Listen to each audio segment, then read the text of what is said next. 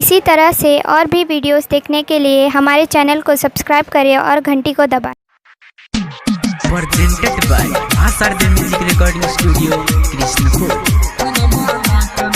Music by DJ Umesh, Shukipur Bazaar. Shopping कराबैला कनिया कहैया नहीं जे कराबी त रुसल रहैया।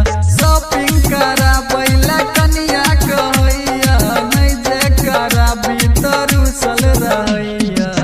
खाना बना के नहीं दैया रे चूल्ही में पानी धा रैया रे। खाना बना के नहीं दैया रे चूल्ही में पानी धा रैया रे। की कहियो रे भाई, की कहियो रे भाई। अखन आजू सुन रहल छी मां सारथी म्यूजिक के प्रस्तुति डीजे उमेश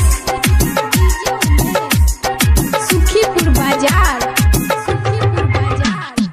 फैशन में सदखन रहै छै भाई रे टेंशन हमर बढ़ाबैया।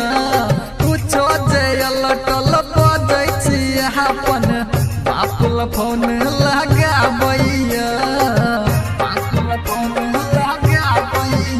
सुन फैशन में सदखन रहै छै भाई रे टेंशन हमरा बढ़ाबैया। कुछो जे अलटल बजै छी अपन बापुल फोन लगाबैया। ठोर में लिपस्टिक ले पै छै रे चूल्ही में पानि दै छै रे।